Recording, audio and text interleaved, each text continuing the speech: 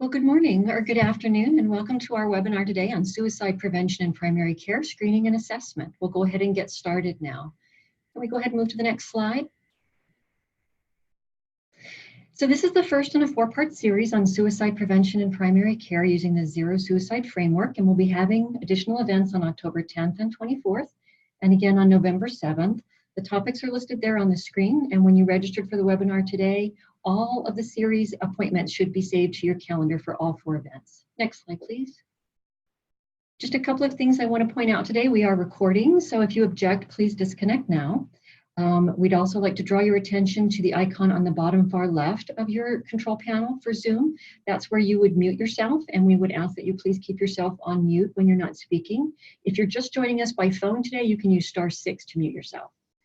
If you are joining us through a computer and have access to our webinar screen, which is definitely going to be the most engaging experience, then we'll also draw your attention to the icon that's second from the far right at the bottom of your screen, the chat. And if you'll click on that button, that will open a box that will enable you to chat in questions and comments to our presenters. And we hope that you'll avail yourself of that throughout the presentation today. Next slide. So here are the objectives for our webinar presentation today: how and why suicide risk goes undetected, some information on tools and recommendation for screening and assessment of suicide risk in primary care, triaging patients, and some information about brief interventions, which will serve as an introduction to some of our future topics. Next slide, please. Just some questions for you to think about as you're hearing from our presenters today. We really want you to think about how you can apply this information to your location and really looking to try to make this as applicable for you as possible. Next slide, please. So the full bios for our speakers are included in the slide deck, and that'll be available after our presentation today. But I'll just go ahead and briefly introduce Dr. Lisa Giles, who's an Associate Professor of Pediatrics and Psychiatry at the University of Utah School of Medicine, and is the Medical Director of the Behavioral Health Consultation, Community and Crisis Services at Primary Children's Hospital here in Salt Lake City. Kim Myers is the Administrator for Suicide Prevention and Crisis Services with the Utah Division of Substance Abuse and Mental Health. And I'll go ahead and turn it over to Kim now. Hi, good afternoon. Happy to be with you all and Dr. Giles virtually here today. We are going to spend today talking about screening and assessment for suicide in a primary care setting. So I will take a few minutes as an intro to discuss the why, the where, the when, the how of screening within primary care, although we do know that many primary care providers are comfortable with the screening component of this discussion, especially as it relates to an extension of things like screening for depression. We know it gets a bit muddier and trickier when we move into assessment and what next when suicide risk is detected within primary care settings. So Dr. Giles will walk us through that after we talk about screening. I quickly want to introduce the model of Zero Suicide. Zero Suicide is a quality improvement framework for suicide safer care. How do we provide better care for people who are at risk for suicide in health and behavioral health care?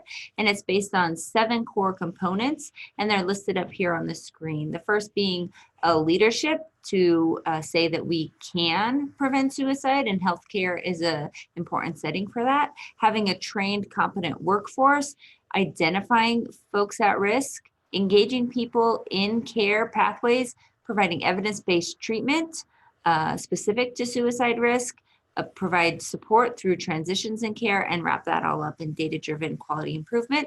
And invite you to visit zerosuicide.org to find out more information about Zero Suicide. So today we will be focusing on the identify component of the Zero Suicide model. How do we know when someone might be considering suicide? Before we get into it, I just wanted to set the stage for how we think about a comprehensive approach to suicide prevention. We know that every effective strategy that has led to reductions in suicide deaths in a community has been a multidisciplinary approach that has a lot of different components. And it's easy to see here the significant role that healthcare and primary care providers can play in most, if not all, of these various components of a comprehensive approach to suicide prevention. So diving into screening. So the purpose of screening is not to predict suicide, but rather to plan effective suicide care. Prediction in most fields is a very much of a challenge. We can't predict earthquakes, yet we do a lot to prepare for them. And this is true for prediction of suicide. It's not realistic, but if we don't screen, then we can't support what is happening with folks. And it is not necessary to predict suicide with certainty to intervene effectively. Rather, the evidence is clear that it is possible to identify most individuals with greatly elevated risk, and that allows us to provide targeted and effective supports during the period where the risk remains high. This is similar to identifying risk factors for heart disease so that something can be done to prevent the onset of heart disease or a heart attack. Without having to actually diagnose heart disease. So quickly, we wanted to have a poll on how often do you screen patients for suicide risk, and choose the one answer that most closely identifies with your current practice. Every visit, annually, high-risk patients only, not at all. You can also chat in if you have a different sort of practice beyond these 4 options.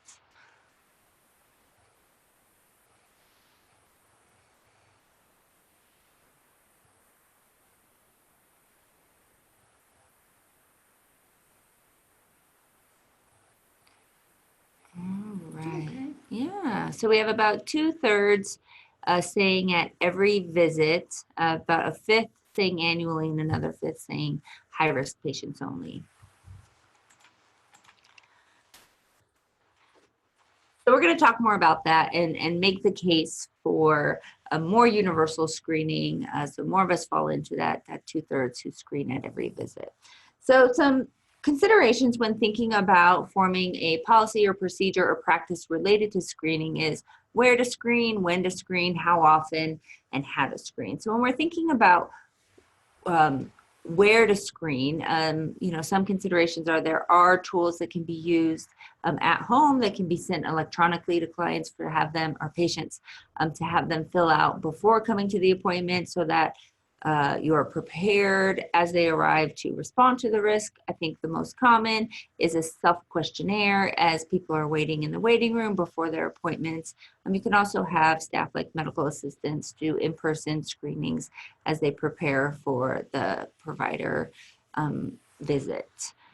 When to screen annually has I think been sort of the first step into screening, having people screen at annual visits.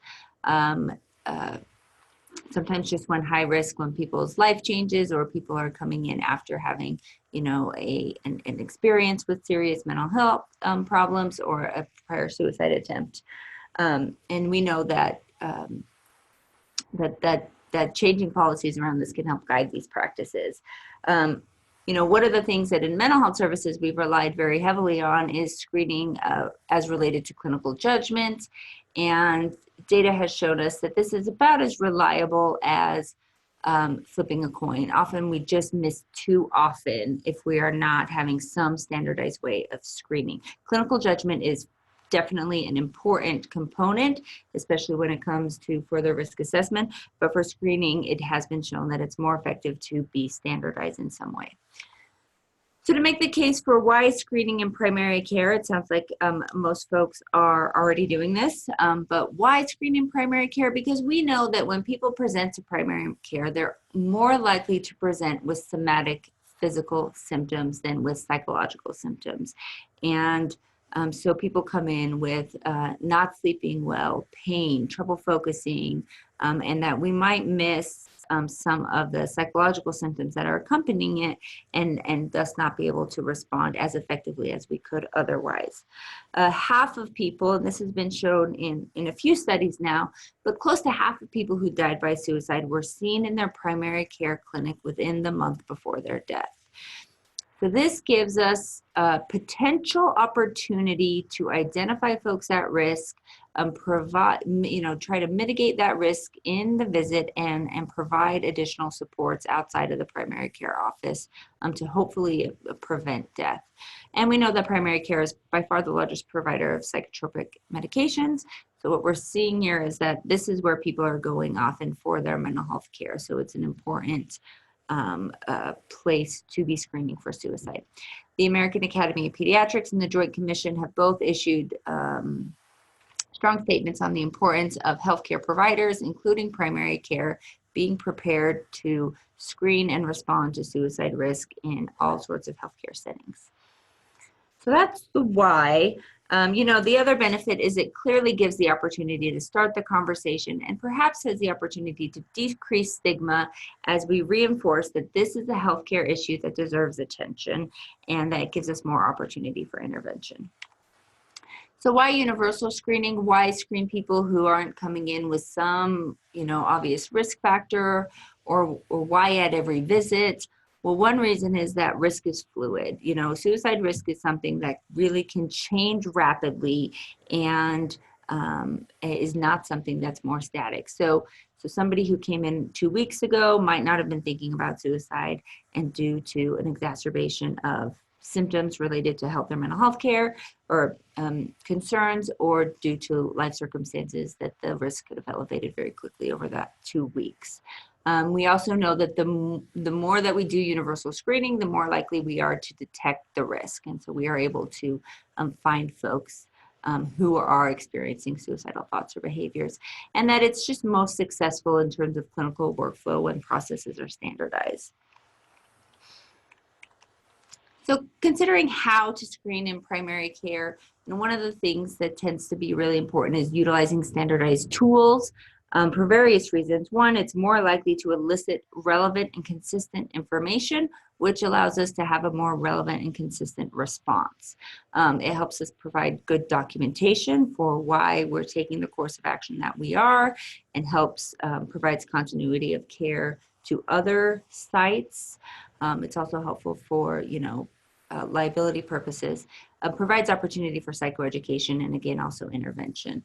So the best thing to do is to create a policy, a procedure for how often we screen, how that's documented, how we document what happens next, and the full workflow to maintain that consistency. There are some standardized tools for screening that are fairly commonly used. These are also free and in the public domain. The CSSRS, or the Columbia Suicide Severity Rating Scale Quick Screen, is 3 to 6 questions, depending on how they're answered, and can be done quite quickly as a screening tool. The ASK is another one that's available, and probably one of the most commonly used in primary care is the PHQ-9. It is also commonly used that the PHQ-2 triggers a PHQ-9, and it's important to note that a PHQ-2 is not a suicide screen, as question 9 is the suicide component of the PHQ-9, but you can add the question 9 to a PHQ-2 to make it more of a PHQ-3, so that suicide question can be included as a matter of universal screening. So we wanted to do one more poll question here. What is the most typical response in your clinic for after an individual screens positive for suicide risk?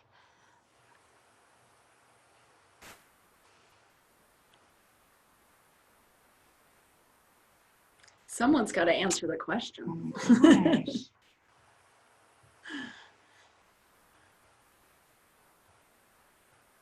Referred to mental health, additional screening or assessment is provided. Great. Okay. All right, just a few more seconds. All right. There we go. Okay, and Dr. Giles will take us into assessment. Yes. Thank you. I'm just going to close out of that. So again, we talk about screening and then moving to assessment. Again, this slide should look familiar. But so once again, with assessment, we're saying, look, the purpose is not to predict suicide. We can't do it, but rather help us plan what those next steps need to be as many of you are doing in your practice. So, what's the difference of screening versus an assessment? Again, the screening is just a way to quickly identify individuals who may be at risk, right? Not necessarily depending on the sensitivity of the instrument, so forth, but we're quickly identifying individuals. Well, then that assessment is what's that next step, right? How do we take that next step to evaluate what the level of risk is and really decide what needs to happen next?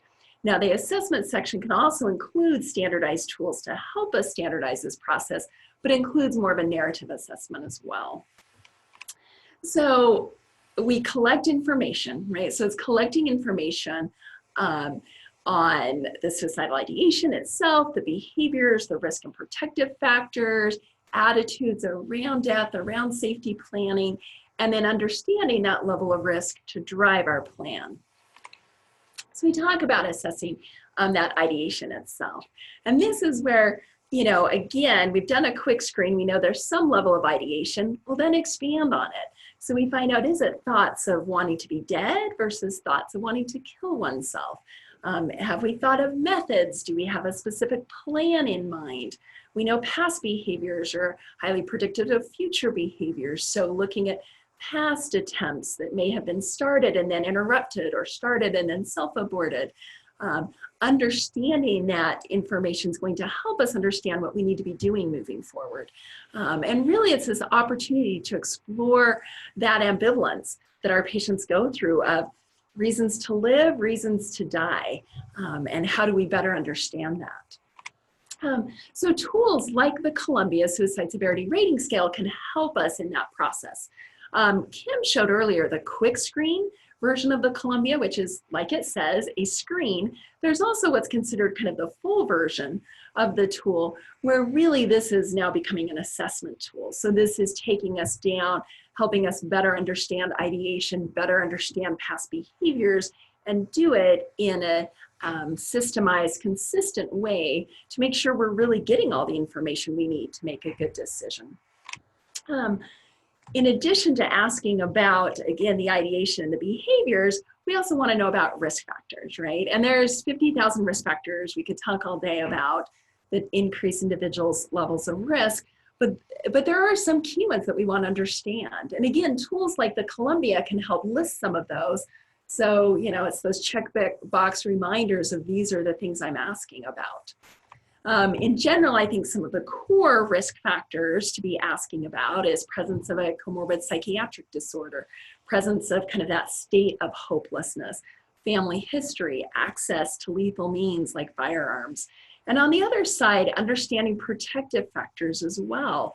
So again, knowing that someone has a responsibility to something like their children can be very protective.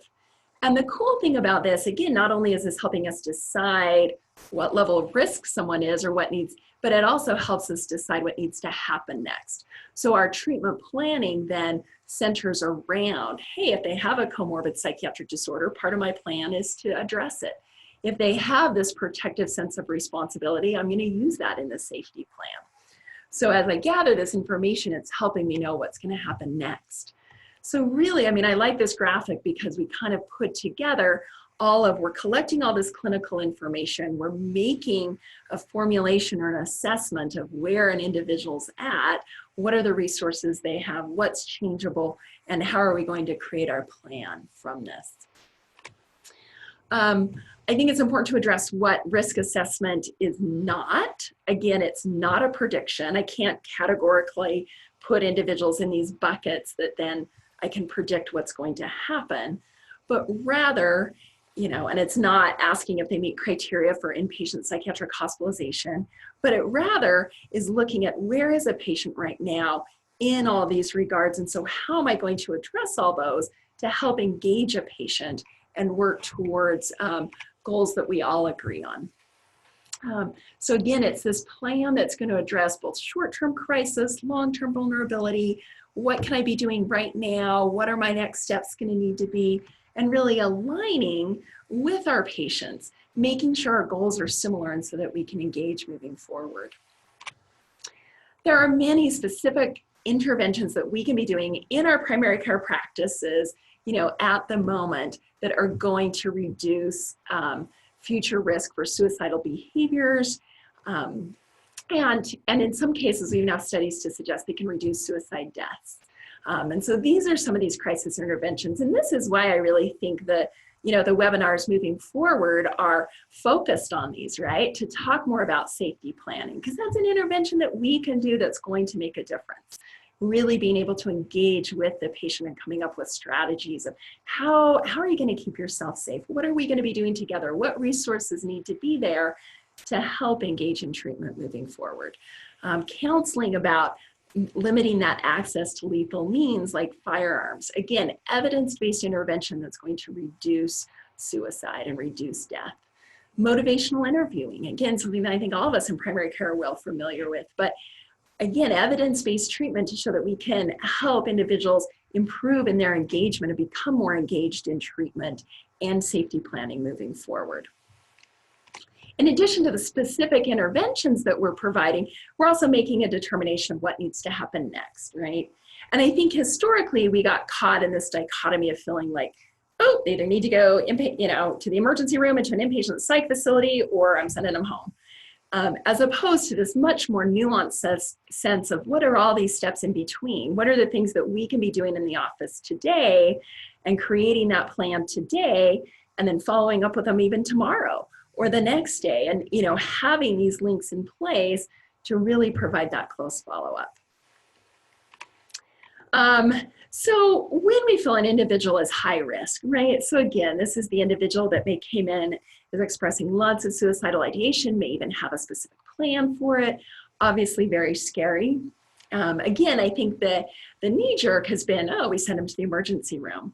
But really, I would argue most of what an emergency room's intervention is going to be, a lot of that can be provided in our own office settings. Not all the time, but a lot of the time. Yes, if an individual's high risk, they probably need an immediate mental health evaluation, but perhaps that can be done in the office. Certainly settings where there's integrated mental health care in the office that can be done, or opportunities to have telecrisis or mobile crisis teams provide that. And then even the availability of access centers, of which we now have options here in Salt Lake. Again, diverting from the emergency room, which is not a healthy environment for individuals in crisis, but how do we provide that immediate mental health referral that is needed? Obviously, individuals that are high risk are going to need some immediate safety planning. And again, this isn't safety planning that I'm reducing all of your risks, but it's safety planning that I'm coming up with a plan that, hey, for the next 24 hours until you can come back and see me, we've got a plan in place. And of course, counseling against restriction to lethal means, education and including close follow-up. On the other end of the spectrum, we have the individuals that are clearly at much lower risk.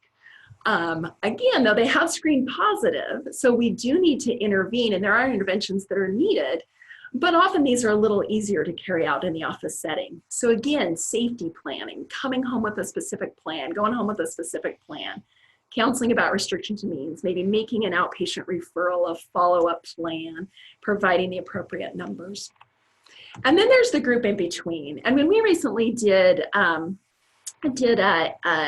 research and talked to primary care providers throughout the state of Utah, we really found that in-between stage is the most challenging, right? So these are individuals that may have been having lots of suicidal ideation, maybe thinking of methods, but not necessarily, have a specific plan or have done anything. And so where do they fit in? Again, the importance of that safety planning and coming up with a solid plan. And if we did this assessment where we looked at risk factors and protective factors, I'm using those to create this plan. And often that act of safety planning itself is helpful because as patients are willing to engage with me in safety planning, I can feel much more confident sending them home with close follow-up. If they're unable to safety plan, then again, that probably puts them in that higher risk area. We also have some fantastic studies coming out about the importance of some contacts, these next day kind of caring contacts or close follow-ups, just that reaching out to let them know someone cares, someone's thinking of you. So this is all a lot, obviously, and can become very overwhelming. So how do we practicalize this, right? How do we really put this in place in an office setting And really, I think it comes down to having kind of clear tools that we're using, a clear policy, workflows. The clinics that I have seen where this works well, there's clear workflows. So who's doing screening? If it screens positive, what's happening next? Who's doing the assessment? And again, we're not just talking this is all on a primary care provider themselves, the LIP. This is a team effort. So what's the care manager doing? What's the MA doing? What's the health advocate in the clinic doing? They're all playing a role and have clear roles in this. The clinics where this is most successful are those that have integrated behavioral health care or mental health care in their clinics. So again, I think it's a strong advocate for we need teams to manage this. And so even if it is developing memorandums of understanding, so we can get rapid referrals, we can get that mental health support, but really having that team approach, then we truly can make a difference. Screening and assessment can truly make a difference.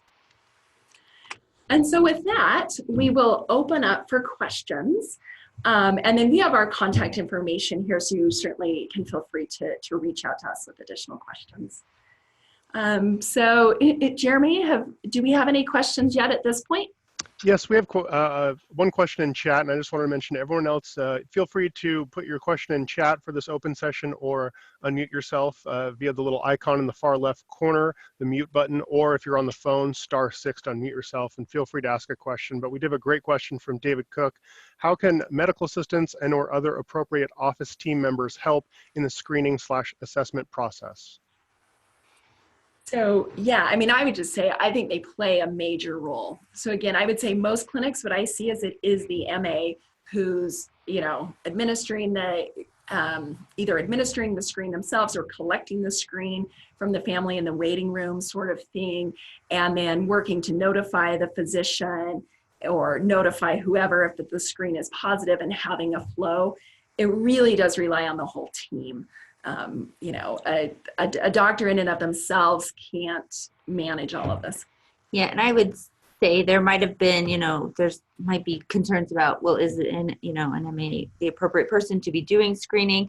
And what we found is that screening can really happen amongst a lot of different levels of paraprofessionals. It's really about making sure that they feel confident and trained to do the screening. And then also the other big role is to be looking at the screening and making that notification to other folks in the clinic who are going to follow up on a positive screen. It really is important that when we screen, we are always following up on a positive screen. It actually has the potential to do harm when somebody discloses suicide risk and it is ignored or not caught. I don't think anybody's actively ignoring it, but when we don't respond to it. So they can definitely play a role to making sure that chart or patient is flagged for the appropriate response.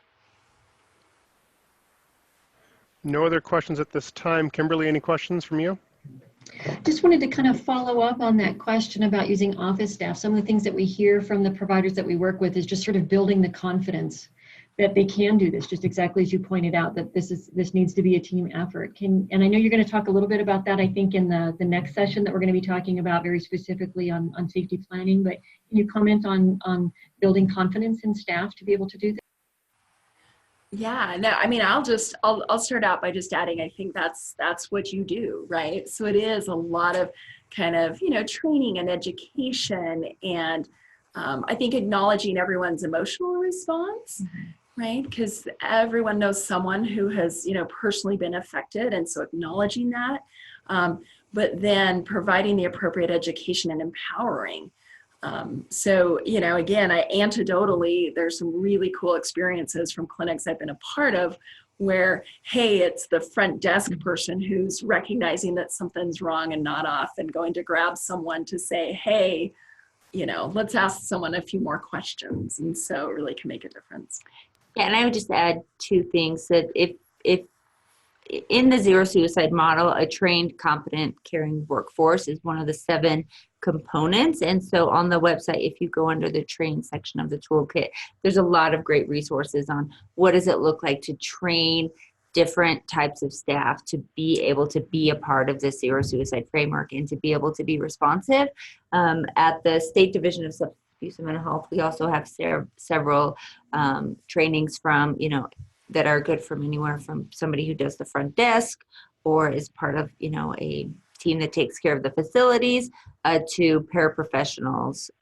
And so we can help facilitate training opportunities or at least guidance on what would be appropriate for different levels in that.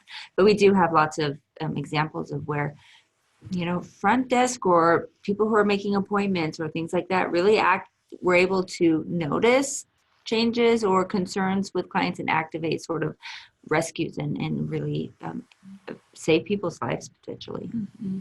Great, thank you. I appreciate that. Can you go ahead and forward the slide for me and we'll go ahead and get wrapped up. We're going to go ahead and skip the first bullet because we had a lot of really good content today, but I do want to go ahead and extend a special invitation to join us for our next session on October 10th, which is going to be on brief interventions to mitigate suicide risk, specifically safety planning. And our guest speakers will talk to us about the when, how, and how to conduct a safety planning intervention in primary care. So I think that's going to be very valuable. Also appreciate your feedback, so please take just a few minutes to complete our post-event survey. We do review all of that information and take that into account as we're planning our events. So it's incredibly valuable to us and we appreciate your time on that. Next slide. Just want to finally say thank you to our presenters, Dr. Lisa Giles and Kim Myers, and also to you, our participants, for joining us today and engaging with us in this discussion.